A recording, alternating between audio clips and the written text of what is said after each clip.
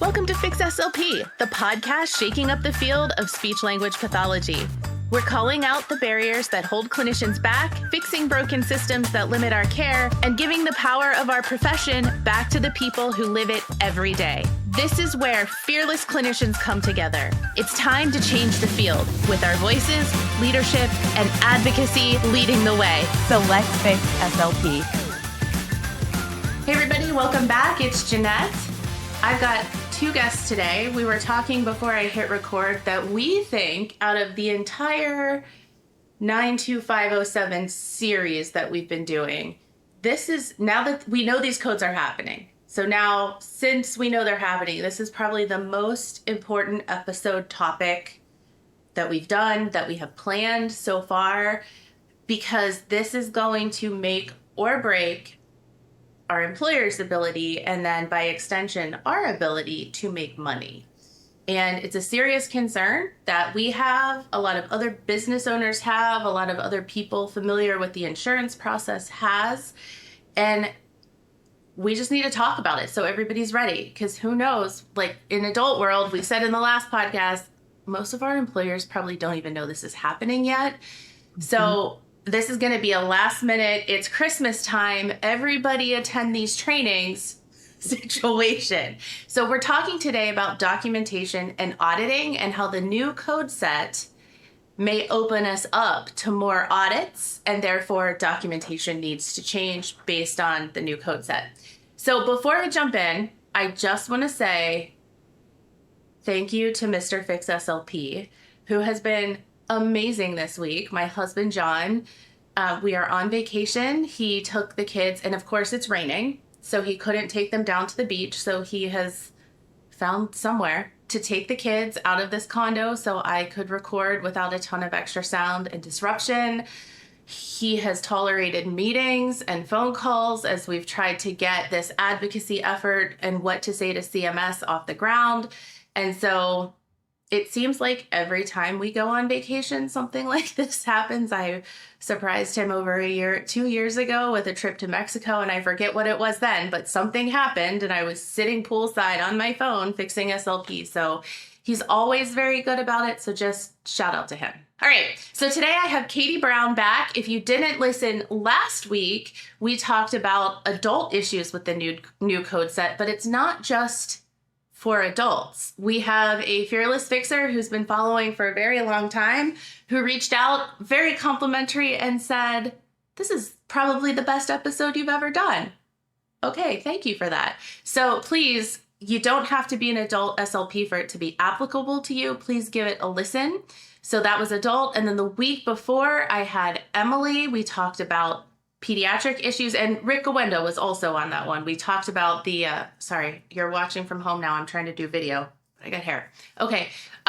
We talked mostly about that G code that is pending for the pediatrics. It doesn't apply to adults. So give that a listen. If you're an adult SLP, don't skip it. Yes, the G code doesn't apply, but there's still plenty of other applicable information. So ladies, thank you for coming back.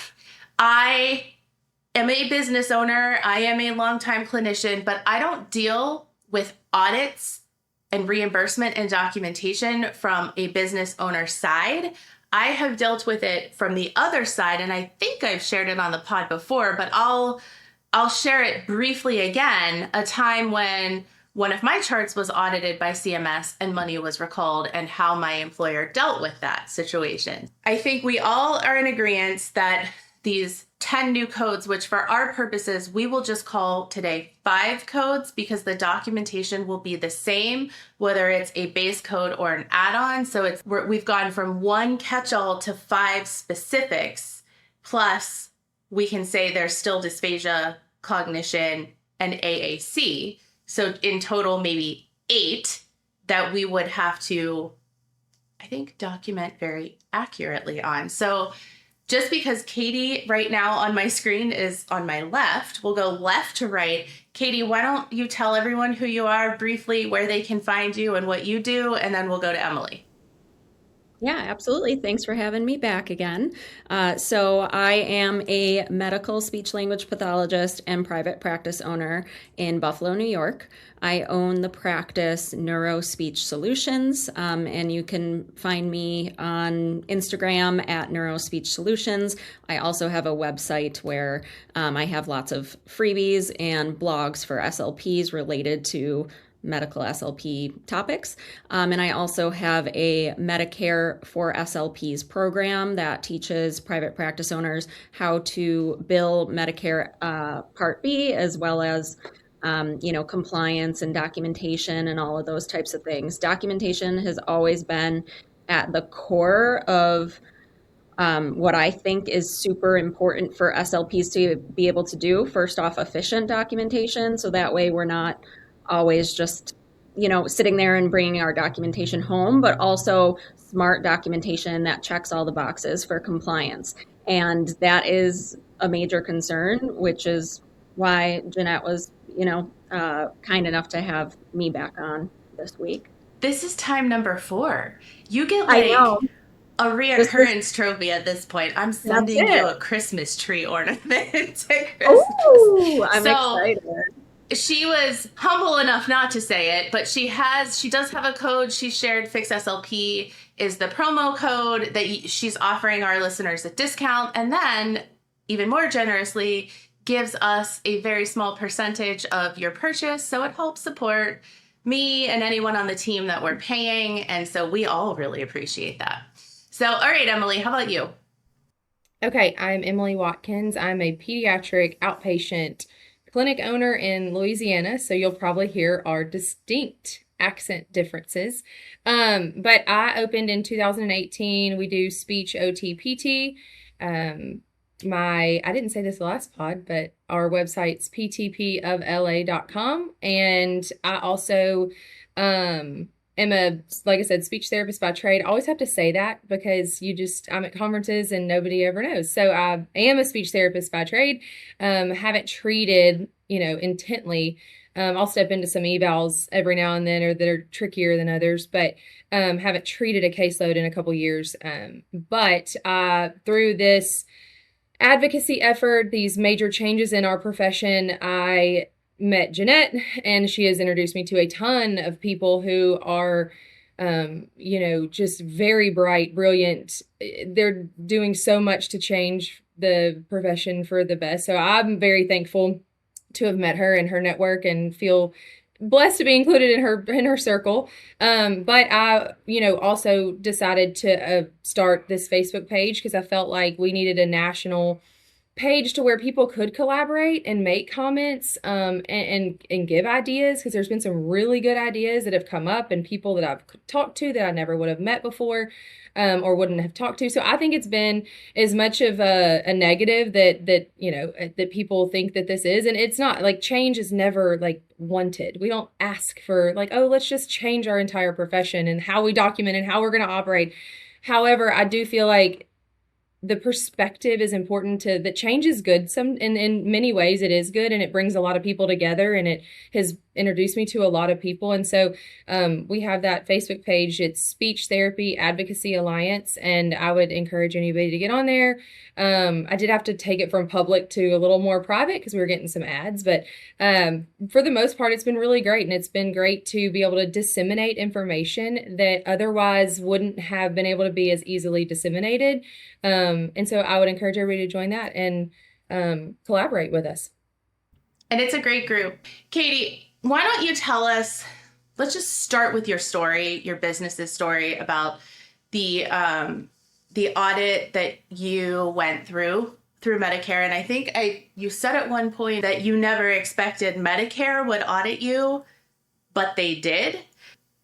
This is really important. These are CMS codes. This is Medicare. So Medicare does do this. It's going to apply to commercial insurance plans and all of those things. So that's why we have Emily here to talk about that side of it too. But I mean, these are their direct codes, and this is what they do because this is how they save money. Yes. Right? All right. Tell us about your story. Of course. So like I said, I 100% never thought Medicare would ever audit me. I mean, I'm small fish, right? I am at the time that I got audited, I had maybe 4 full-time SLPs. I mean, I can't, it's not a large, I'm not a large practice. So I thought, we're good. It doesn't really matter. I want to do the best I can to have everything and have all my ducks in a row and make sure that all of my documentation is there. However, the likelihood of them actually auditing me was unlikely. But then it happened in the end of 2024. I think it was October 2024, I got the dreaded envelope. Anyone who is contracted with Medicare, you know that a colored envelope means Medicare is wanting something from you, and it's typically negative. So you'll get colored envelopes if there was an overlap in home health care and now they're taking payment back. You will get a colored envelope if they are telling you that they are going to audit you, and that's what I received. So I received a request to send information. Essentially what they do is they say these patients for these date of service by this provider are affected. You need to send us all documentation that is for these dates of service for these patients. So I believe that they audited, I think it was like 12 patients or so. They didn't say you need to send us everything and you need to send us all of your documentation about your from your business. They selected several patients. In particular, my audit focused on initial evaluation and some follow-up sessions after. And I needed to provide all documentation for that. I needed to provide the support that these services were warranted. Scripts from doctors, if I had them, would support that. I needed to send signed plan of cares, which is something that has notoriously been challenging for SLPs to obtain, is that signature on that plan of care, that initial plan of care for our patients, because trying to chase down a physician to sign a piece of paper is almost impossible. So I received that and immediately panicked. I received it for requesting for patients years prior. So I received it in, I'm going to say October of 2024. All of the documentation was for 2022 that they requested. So they don't say, hey, last Thursday's visit, we need this. They're going to go back retrospectively and request the documentation there. So, you can think to yourself like, oh, I'm going to be safe because, a few years ago, they haven't asked for anything yet. No, you need to have everything outlined. It was a very strenuous process because it took quite a bit of time to get all the documentation, to send it out. And then, of course, there was the waiting of when am I going to get the response back from Medicare? Are they going to take money back from me? What did they find wrong? I can say that luckily I had a 0% error rate is the way that they do it. So they didn't find anything wrong with my documentation, which is so fantastic. Very happy about that. And honestly, documentation, like I said, documentation is like one of the pillars that I talk about with all of my clinicians, that I talk about whenever I'm educating other private practitioners or SLPs. Our documentation has to support what we're billing. And before, we were billing 92507, which was an umbrella code for basically anything that we did besides swallowing. And now our documentation is going to have to match the code that we're billing, one of those 5, parent codes, one of the 5 base codes. We're going to need to make sure that whatever is documented matches up. Your documentation must justify whatever it is that you're billing. And SLPs didn't need to necessarily deal with that before. We didn't need to say, oh, well, I did, 18 minutes of language and 16 minutes of speech before. This is our reality now, and we're going to have to get used to it. And at least I know for myself in my practice, we're starting now so that we get used to it before January hits when it really matters. As an educator, this is where I bring a little thought to this. Students aren't being taught any of this. I mean, it's not a blanket statement. There are university programs who certainly are doing a good job. So students are going to come out of school with a growth area in this.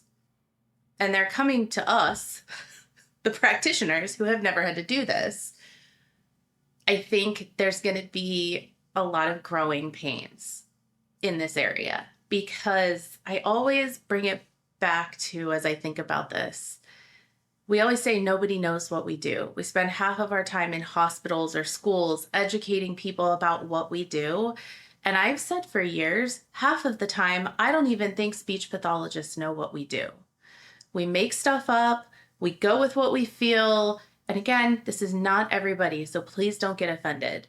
But I'm someone who has done PRN in hundreds and hundreds of nursing homes over the last 17 years.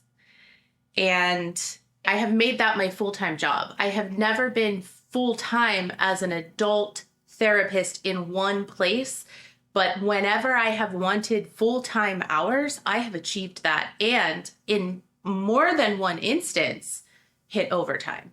I have hit overtime. I've gotten $5,000 paychecks from multiple companies because the need is that great, or at least was back then. So I just had this conversation where in one of the adult groups, in the SNF group, somebody said, the pattern in nursing homes is that we only treat dysphagia. And I was like, you don't treat aphasia or cognition or motor speech or whoa. And she described the same scenario that I have with all how I work. And she said, I'm surprised you're even asking this. You must not be in nursing homes that much. No, like actively still in nursing homes, still today, even through all of my teaching still. So that must be regional or specific to that little area. But generally, we should be treating all of those things. And so I have seen documentation for all of those things across many clinicians, many students, as I've taught and supervised. And it worked for 92507 because what you said, Katie, is it's like a catch-all. But now, as SLPs have to know what we're doing and why we're doing it.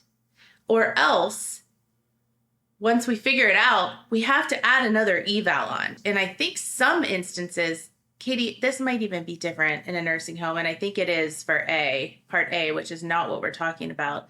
I don't even know if that's reimbursed necessarily. I don't know. Emily saying no. If we have someone who has aphasia and we sign them up for language treatment and dysphagia treatment, but then 3 weeks into it, we're like, oh, there is definitely an apraxia happening here. We can't just start treating apraxia. We have to go add that on to the plan of care through an evaluation that shows that that is a problem and then add it on, which is extra work and lost therapy time. So that's just one example of how we've been able to kind of pivot. Like before, maybe we could just do a quick UPOC or an addendum and add a goal or two, or a progress note and add a goal. Whereas now, no progress note, I don't think, ladies, you can correct me, a progress note isn't going to cut it now. We have to have the evaluation that shows the need and then write the goals to get the reimbursement. Am I right there? Yes, to my understanding, yes.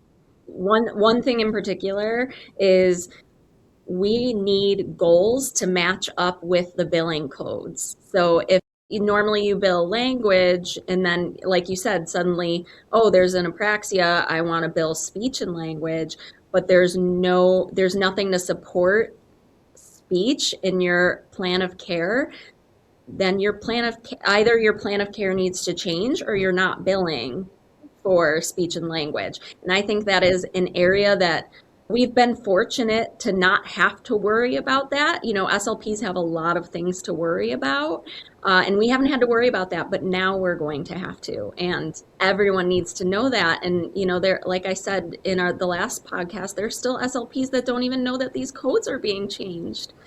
Happened last night. Spread one last night. Somebody tagged me. I was like, how's this still happening? Yeah. Yeah. How's this still Well, and happening? I was going to say on the private practice side of that is that no, we haven't had to go back. I mean, all we do is we don't even do a progress note. We can just go in there, change goals, because thankfully I can kind of have been able to make some own rules. I'm not saying like billing rules, but for stuff like that, operationally, we don't have to.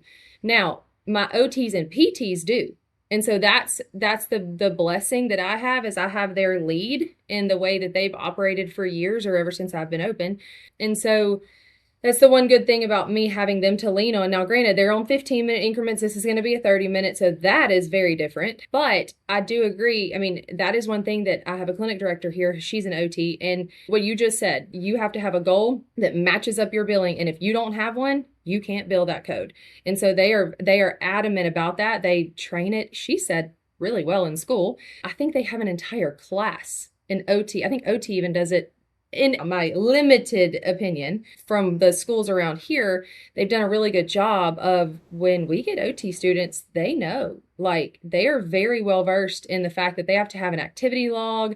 They have to have an activity log that matches the minutes, that matches the goal, that matches the billing code. Your EMR system, it's not going to say the best ones are the ones that cost the most money, but typically the money matches the value in that situation. So your EMR system, dependent upon how invested they are and well-versed in what's going on, is going to be able to help in some of these instances. However, it's the human error that we all are very concerned about. And I think it's valid. You know, I mean, we're going from, like you just said, I call it the umbrella code, catch-all code, umbrella code, whatever you want to call it. And we're now splicing that into 5 different billing codes. And as much as that is, from an operational standpoint, a nightmare, from a data standpoint, I love it, because I want to know how much of this we're doing and how much of this therapy we're doing. And then I would love to know the outcomes of these individual therapies, or when they're combined, do we have better outcomes? Okay, well, we can get paid more for that if that's the case. So there's all kinds of great things that will come of this, if we can just get through the tough part, which is the change. And so you got to get your mind right, basically, on, we're going from a catch-all umbrella code to these 5 codes. And then how do we justify that? We've always had to justify why we're billing a code. Like that's not going away. It's the fact of justifying now the minutes. And so I think that's important. If you can understand that you're still justifying, but you're going to have to say that my documentation justifies spending 16 minutes, 30 minutes, 38 minutes, whatever it is that you end up operationally working by, you just have to be able to justify that amount of minutes. So if the kid does 5 trials on, and I'm talking from a PEDS perspective here, on a speech sound, there's no way in the world that an insurance, if they audit you, can pull that and go, well, I can't pay you 30 minutes for that, right? So you are going to have to prove that you are working and not just seeing a kid because they were late and they were 20 minutes late and we saw them for 10 minutes. I mean, we had that happen this week. The therapist came and said, hey, they're 14, now into 14 minutes. Do I just cancel? And I said, yes, because I cannot justify. I don't care if the parent wants us to see them. I mean, I can see them all day long, but I can't bill for it. And so that's the thing, is that we're going to, but you technically could. I'm just not doing that across the board with 14, 18 speech therapists that I have. I'm not doing that, because then that just becomes the norm, and I'm not going to have that become the norm. So again, it's all in the fact of having to justify your documentation. It's just one step further in saying, okay, well, what did I do to be able to justify that 16 minutes or that 30 minutes, whatever it is that you're doing. But you're going to have to justify 16 minutes of therapy to be able to bill a code. And so that's going to be kind of the challenge. I'm glad you brought that up, because I was thinking about this in preparation for today. I was thinking about what are some of the challenges that I could see happening. And what I could see happening is that as a speech therapist, we know we're going to bill voice and cognition, or how about language and cognition? We're going to do those two. I could see me or anyone else walking into that session, doing what I always do, and then billing 16 and 16, right? Technically, that's not ethical. We need to make sure we're spending 16 on the language and 16 on the cognition, and that we're showing that in the notes. And the example Emily gave, 5 trials of whatever, that's not 16 minutes. Unless you are documenting like crazy how the person struggled and the cueing you gave. And so I think some of this language, like min, mod, max cues, might not cut it anymore if you have someone who's only doing 5 trials and you're saying you're billing 16 or 30 minutes. I see that a lot. We tend to do 3 out of 5 trials, or 5 out of 5, or 10 out of 10, or 8 out of 10 with 8 out of 10 accuracy, whatever. Who's getting better in 10 trials? I say this all the time, and I always go back to dysphagia because my own practice has changed a lot over the years, so I can look back at what I did to what I do now. And this is what I tell my students. If you want to get a 6-pack, you are not going to the gym and doing 10 sit-ups and going home. And so that's the equivalent of doing 10 chin tuck against resistance or 10 effortful swallows and calling it a day. We're not getting anyone better in 10 trials. So if we're really focusing on these things, we are going to have to up the number of trials we're doing with people. And if they're lower, document why it took so long to get through those trials. And this is across the board. This isn't swallowing or language. This is across the board. If we're not documenting a session that's showing that robust treatment for the number of minutes we're saying we're doing it, they're going to see right through it. And maybe not at first, but AI is coming into auditing, and AI is going to know. They're going to know. Another one I see, not as much anymore, but for cognition, where I did this. I did this in my clinical placement as a student. We had cognitive patients coming in, and we would put down 3 playing cards or 5 playing cards, and we'd make them memorize where they were and shuffle them up and then give it to them. And now you have to lay these out in order. Memory is not getting better by doing that, okay? That is not cognitive therapy, and AI is going to start pinging that because AI can find the evidence and know. And then it's just going to build, I don't know this for sure, but I can just imagine it's going to build an intelligence and a catalog of things that is evidence-based and not. And yes, clinician experience and patient values are important. And so if you're bringing that into your evidence base, and that is part of why you're doing what you're doing, you need to document that too. Because humans are going away and computers are going to start doing this job. So we, again, have to know what's the problem, what's the modality we're choosing to help compensate or restore that problem, and what are we doing, and what's the intensity level and frequency that we're doing it at to make sure we're justifying our skilled service. And that's the key. What are we doing in that room that's skilled? That man's wife could have shuffled a deck of cards, right? Why do you need me with a PhD or Katie and Emily with a master's degree to do this session today? Yes. And we're not very good at that. Yeah, I've been, biting my tongue as I'm listening to you because I've wanted to jump in a bunch of times, but you just summed it up perfectly. We need to document skill. Why? Why are we providing this treatment? You're exactly right. Why isn't the spouse shuffling the deck of cards? Because the spouse can shuffle a deck of cards. I have always thought that a lot of documentation, like you said, 8 out of 10 with mod cues. What are mod cues? What do you mean? the insurance looks right through that. They're like, that there's no skill to that. In order to bill to insurance, we need medical necessity for most, right? Let's just talk about Medicare. We need medical necessity and we need skilled therapy. So if you're not documenting your skills, you are opening yourself up to clawbacks. And that's not the reality that we want. And that's where I think a lot of people's documentation needs to update and kick it up a notch. I'm not saying you need to write a novel, but I am saying don't say mod cues, say, well, we did modeling and placement cues, and then that faded out, and then they were able to benefit from just a mouthing model rather than actual sound. Like we need to substantiate why we are using our degree for this therapy. And if you go back and listen to the last week's episode with Katie and I did hold back tears and then some fell as I talked about losing our profession to OT and PT. And you just heard Emily say, OTs and PTs have been doing this for years. They are better at this. So they're already doing this. They're already doing it in our adult world with cognition. And if there's gonna be audits and money's gonna be pulled back from SLP, but it's not getting pulled back from OT, who's treating the code, us or them?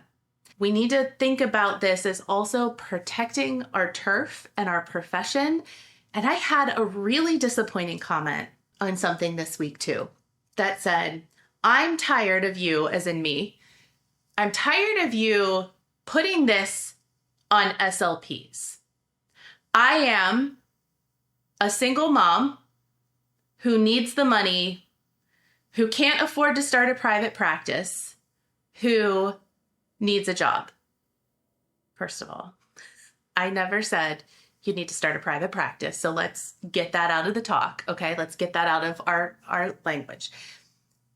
What we are saying through all of these podcast episodes and posts and information is this is everyone's responsibility. It's your employer's responsibility to offer training so they make sure that they get the revenue they need, but it's also your responsibility to get yourself educated as a professional to make sure you're doing the job right. And that's not just to make money for your employer or make a paycheck for yourself, but it's to serve your students and your kiddos and your patients and your clients well, so they can get what they deserve. Because if you're not documenting correctly, has anyone done Advantage plans before? They'll cut you in 5 minutes, okay? If someone's gonna go back and appeal a decision that's been made, that comes down to your documentation. And I venture to say appeals are lost more than they're won. So this isn't just on SLPs, it's on all of us. We all have a different role to play, and your socioeconomic status, your job status, whether you own a business or not, doesn't come into this at all. It's about being a speech language pathologist who knows how to do the job and does it well, or is taking ownership and learning to do it well. And I've done that work. When I started treating in nursing homes, I quickly recognized I had no idea what the F I was doing. I've shared this on this platform before. I've shared the fraud that I knowingly committed, so you all know that I've been in your shoes. And I went and got educated so I could be better for the people I'm serving. And honestly, when you're better at the job, it's more fun because you see more outcomes. So these people who say cognitive therapy isn't real, it's because you're not doing the right cognitive therapy.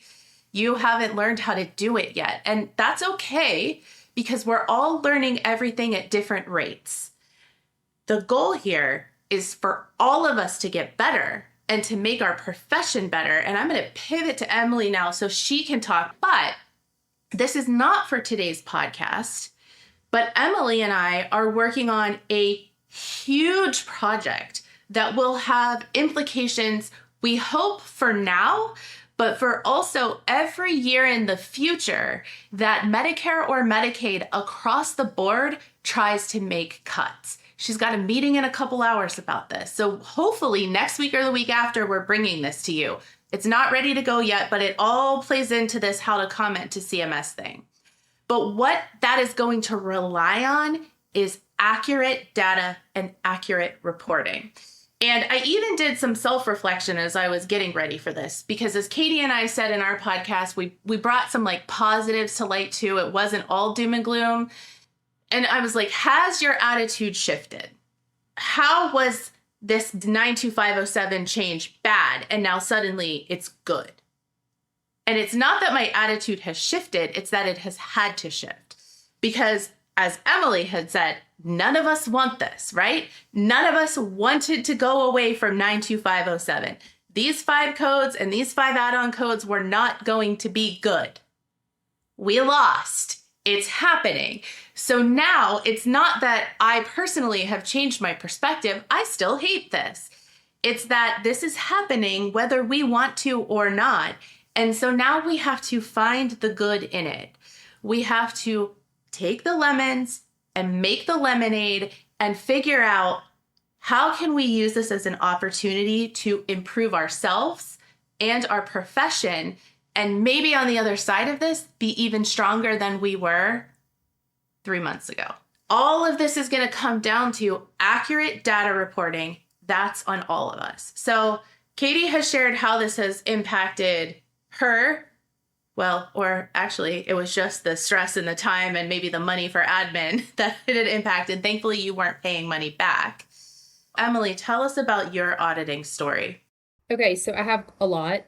I've done early intervention before I opened my practice. I got audited there. A lot of speech therapists in the early intervention will do like paper documentation, and I knew that I was just not good enough to keep up with that for 5 years. So I got a digital platform, did signatures, parents would sign on the iPad, things like that. So if you're in EI, I would also, this goes from early intervention, EI, I'm going to say it that way, to private practice, to schools, to anything. I'm just going to talk from pediatric. I've never been in the schools from a working sense. But y'all, heads up, this change is going to happen right in the middle of your school year. So again, that's going to be another shakeup if they haven't thought about that. But from an EI perspective, I got audited, sent everything in, and then everything was cleared. I think the biggest thing, if people can wrap their head around documentation, is consistency in when you do it, consistency in how you do it, consistency in why you do it. My company is very core value based and mission driven, and one of our core values is discipline. And I am not good at discipline. I am not good at, like, if I'm going to go work out, I'm not doing it at the same time, all of that. But when it comes to compliance, that is like one of the biggest values that you can have, and things that you can just get locked in now, is doing it consistently. So do your documentation at point of service if it's possible. Peds, it's a little harder.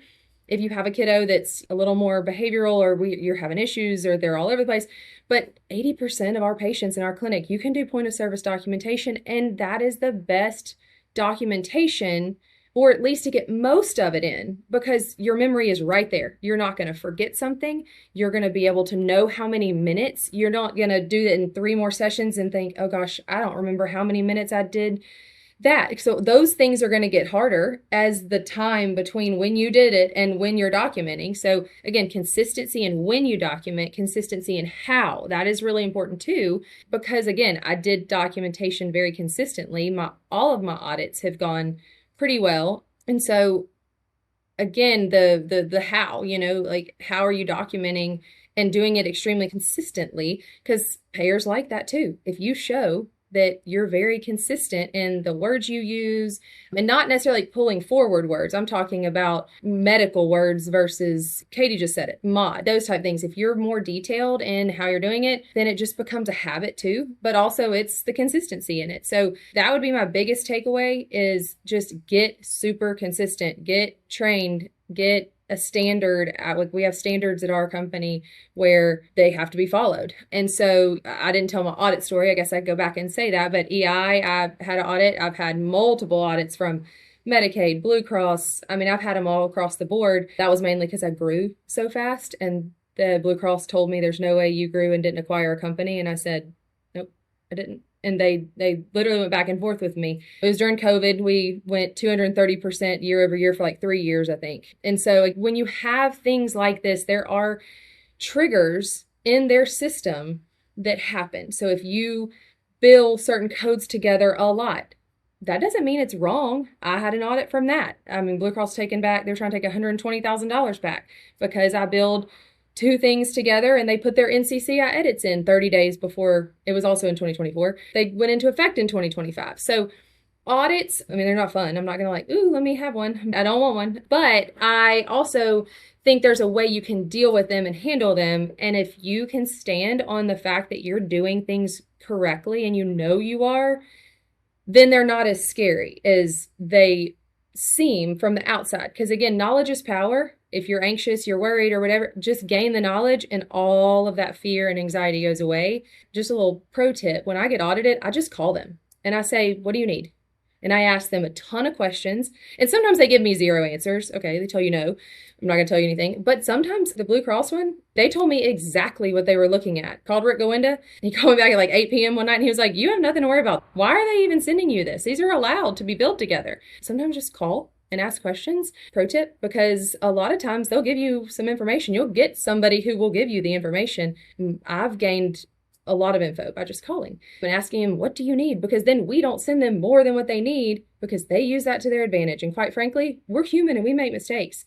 And I don't want them to use any of my human error mistakes to their advantage. So that's just another little pro tip. And we could do a whole thing on how to deal with an audit if we wanted to. It's really not sexy, just like documentation's not sexy, but it's important to know not only how to deal with it, what happens in it, but then like, how do you learn from it? Because that's why I am very consistent in my documentation and how we train. I mean, that is the day one training is our documentation, EMR system. We have it set up to where things are required. So it makes the human error lower. We try to do that as much as you can. That's another thing is just try to get that human error just reduced down to as little as possible, especially in this change is going to be huge. So if you're not super compliant, you don't know what's required for your Medicaid, you don't know what's required for your documentation for Blue Cross, whatever, I would go and find that out. ChatGPT is a great resource. Rick Goinda is a great resource. Go find that out. I would do that now and then start doing it, because when a change comes, if you're consistent, it's a lot easier to deal with the change.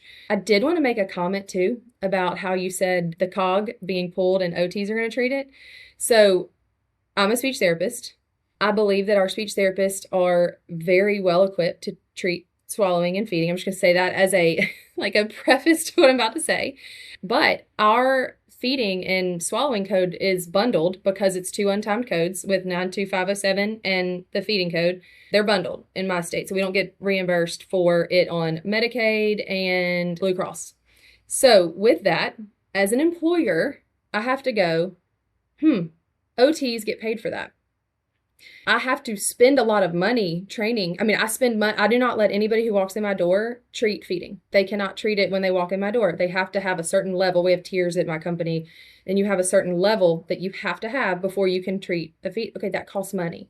And so I have to look at that and go, where is my ROI? Where is my money spent on training? And so like our speech therapists do not get a lot of training in feeding. They get a very, very low, and they really don't treat it much because I can't get reimbursed for it when you add up the cost of training to that and the liability and all of the things. And so, yeah, my OTs treat it way more. I'd say 90% more. Now, when this code change happens, that probably will change. And I want it to change. I'll be honest. That was one of my things I was actually kind of excited. And Rick Goinda looked at me at a conference. He was like, you're excited about these timed codes? And I was like, yeah, maybe my speech therapist can finally do feeding like they're trained to do and get paid for it. You said that example from an adult standpoint. I'm giving it to you from the horse's mouth as to why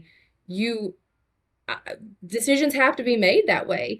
And and I don't want it. I mean, we talk about it all the time, you know, how I'm like, we're very well trained. I personally think we're the best at it, but it's a decision that you have to make based on how the company, the ROI of everything. And so that's the thing is, I think that as negative as changes are, because nobody likes it, it forces you into some positives that you didn't really know that were going to happen, because people don't realize, I mean, there's probably some people that don't even realize that it's being bundled in their state. They just say, oh, it's never been paid. Well, why? Why haven't you fought that?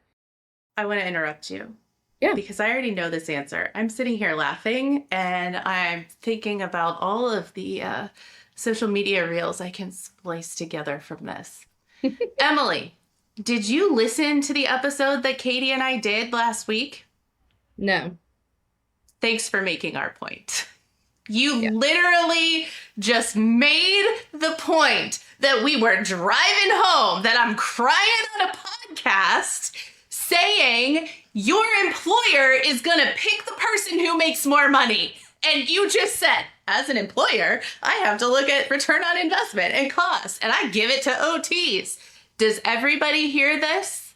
Mm-hmm. Go back and listen to Katie and I last week. It was an adult named podcast, but Emily does pediatrics, and she, from an employer standpoint, without even knowing that Katie and I had the whole conversation about how adult medical SLPs are in trouble, she just gave you the example. It's already happening. It's happening in front of us, and we are losing this profession for many reasons. And this is one of them. So please go listen, please. But we're not going to let that happen. No, because we're going to get data. Yeah. And data is important. And I'm not going to disparage anything necessarily, but ASHA has an initiative, and they have a system that I have tried to use, and I have had meetings with them because I wanted to use the outcome measures system. They have like 2,000 patients in there at any given time. Out of the hundreds of thousands of speech therapists that could be using it, it is so hard to use. It's so clunky. It is so difficult. I said, I'm just going to make my own system and deal with and do my own outcome measures and have my own for my own company. And so what I'm saying is that there is no data. There is no data that says that a speech therapist doing feeding gets better outcomes, because unfortunately our national organization has not developed that, has not advocated towards that, and has not cared to gain that data. And in my opinion, we're getting into the age, actually it's not my opinion, we're getting into the age that data is power. It is more powerful than anything else. And when you can have a trend and you can have data and you can show unbiased information to another person or a company, that is going to win all day. And so the more that we can get on board with that and understand that as a profession, the better we're going to be in a year, 2 years, 20 years. But if we don't, then we don't have the data, we don't have any power. And so it's so important to understand that you've got to be able to collect the data and to be able to go and say, this is why this is valuable, and this is why we are valuable, and this is why our valuation isn't where it needs to be. The only way to do that is through data. It is there. You can argue with me all you want, but that's the only way that it is going to change. And the only way you're going to increase value, which is a number, is through data, which is a number. Absolutely. I mean, just to jump in there, CMS, AMA, ASHA, Medicaid, powers that be are not going to just magically give us more money because we say we want more money or we deserve more money without actually quantifying that number. And Jeanette and I had spoken on the last podcast that this does give us an opportunity to track outcomes better. Just like you were just saying, Emily, I think that if we can think on a bright side, not doom and gloom, of we will be able to parse things out better and get that data and that trends to support in the long run. Is it going to happen tomorrow or January? No. But I'd say the future and the outlook is brighter in that sense. And Emily and I are going after that. Again, meetings today. Hopefully we have some answers in the next week or two. I want to wrap this up in a package because Emily's speaking as a business owner. Katie's coming in somewhere between. I'm the educator clinician.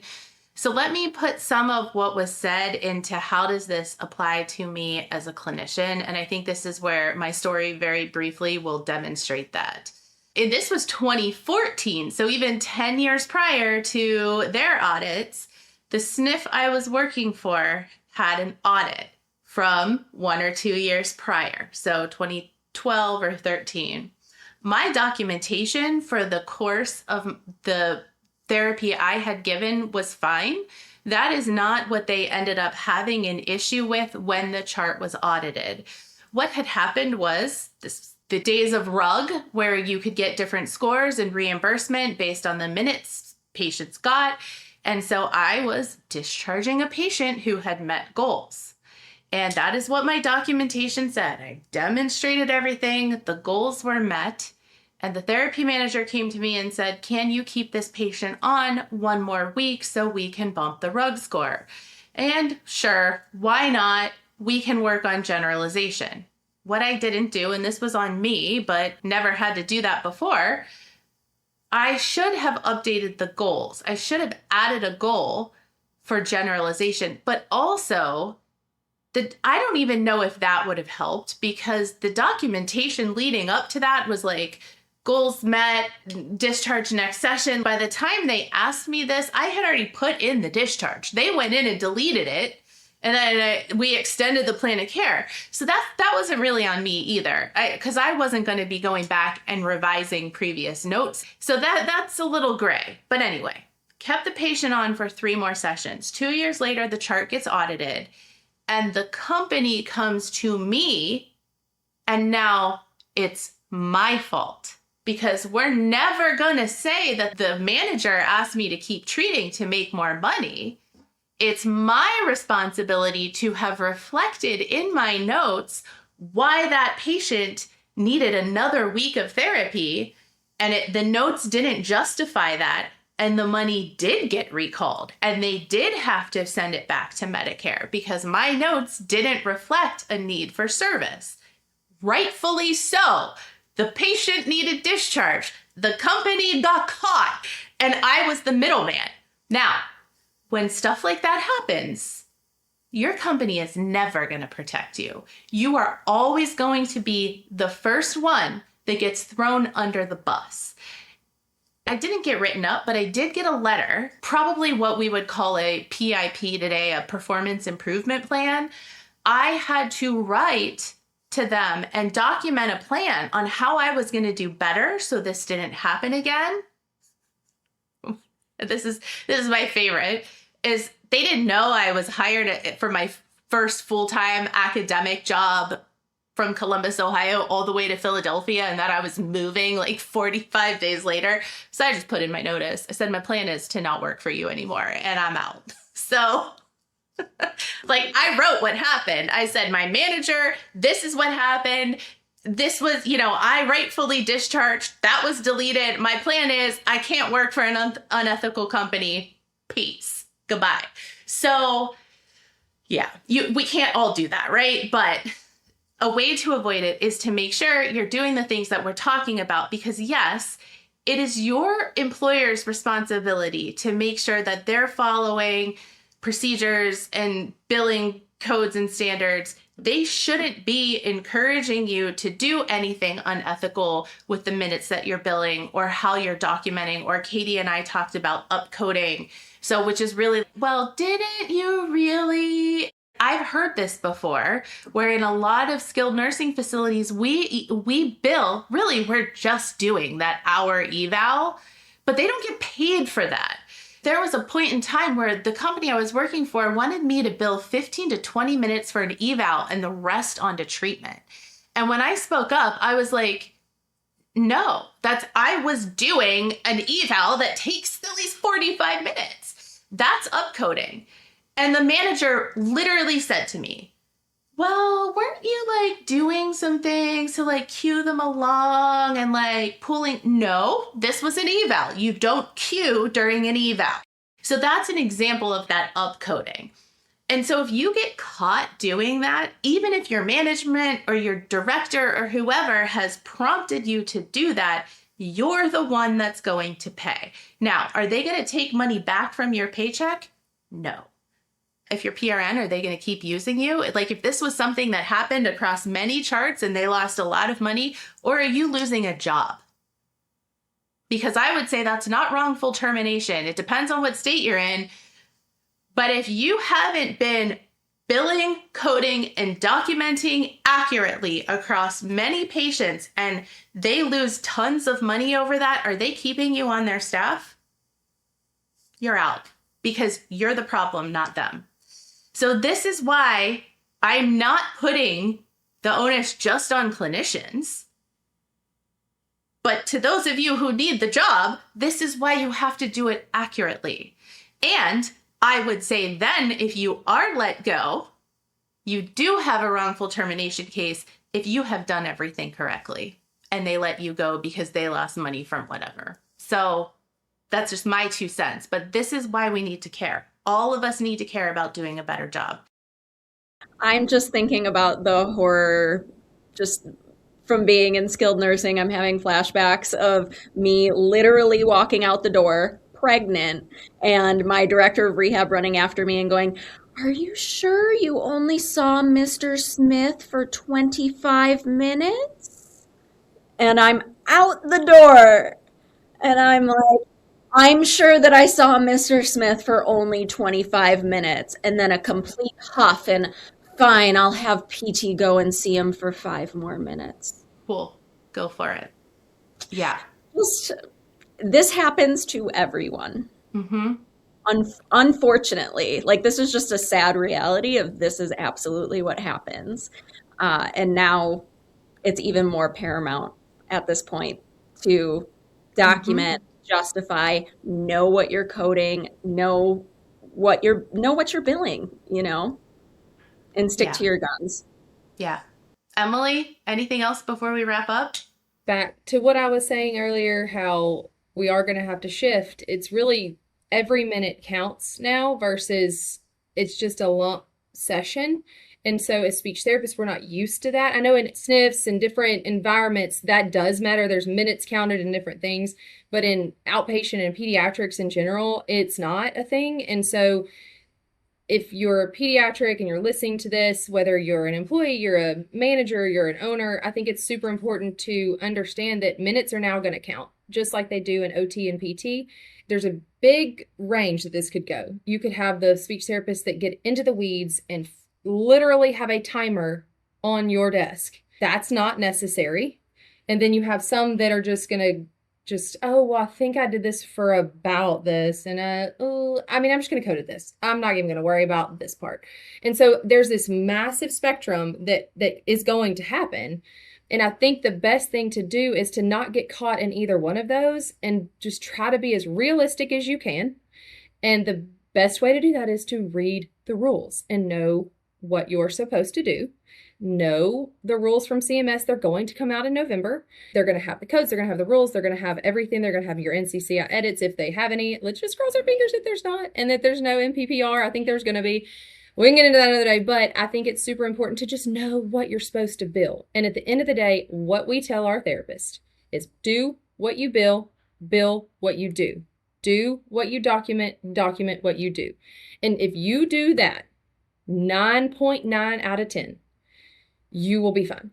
And that is the one thing I would like to leave people with is don't get into the weeds to where you miss a big part of the documentation that could get you in trouble. And just do what you bill what you do. If you do that, you will be fine. And then just get it to a standard. Get it to a very consistent standard at your company. Or if say you're a therapist and your company doesn't care about, how you document or they haven't told you anything, then you as a therapist be super consistent and say, this is how I'm going to do it, and be intentional about it and know what you're doing. And so those are the things. Just get educated, stay involved, because no, our integrated service doesn't fit neatly into these 16-minute, which is why we fought it, which is why we made the comments. No, we didn't win that. I think it was a long shot anyway, but I think it united our profession, which I love, and connected people that didn't know each other before. But I do think it is super important to just those two things, is to not get into the weeds of it, but then also take it serious too. And I think just get educated, go right down the middle. Unfortunately, I wish we could just do therapy and bill it out and they would believe us that we did it, but that's not our reality. We have to justify why we deserve to get paid what we're getting paid. And then hopefully there will be some data collection that will allow us to, over time, increase this instead of it going down. So that's kind of my end all takeaway, is that every minute matters now. Yeah, thank you. So just looking ahead, it's not scheduled yet, but I still might have a bonus or a mini session about schools. I have to get that scheduled. Emily and I are working on this larger project. We're working towards a consultant or a lobbyist, or I've started calling it a dream team. I looked at AI last night and I was like, here's my plan. Who do I really need? And AI was like, well, if I had a budget of $250,000 to $500,000, and I was like, stop. This is Fix SLP. I've got like $5,000. So we're working on that sometime soon. So we'll get an episode on that. We've got some school things coming up, and then who knows what's next. So you may not have an episode next week, 1 week from when this drops. It will depend on if I can get that schools episode scheduled and if Emily and I can get nailed down what we're doing. The one more thing that Katie and I messaged her last night, which is, I can't believe we forgot it, because Katie and I met over collaborating on telepractice, but we didn't mention that none of these codes are included for telepractice for SLPs. So we just fought that fight, and now we need to fight it again. So whatever Emily and I do in terms of the lobbyist for CMS or the consultant, it will include comments like that. Obviously, we all know why that's important. I don't think we need to rehash it, but just be aware that we forgot to mention it. So stick with us. We promise guidance for comments are coming. It's coming. We're working on it. Ladies, thank you for coming. Katie, you'll have to come back. Let's make it 5. Let's make it 5. Yeah. So everybody have a great rest of the week, and thanks for fixing it. Thanks for listening to the Fix SLP podcast, the podcast shaking up the field of speech-language pathology. Don't forget to check out our social media or fixslp.com for our latest promo codes for continuing education, therapy materials, merch, and more. Supporting our sponsors also supports our Fix SLP team. Don't just listen, be a part of the change. Share this episode and our social media content, and let's keep fixing the field one fight at a time.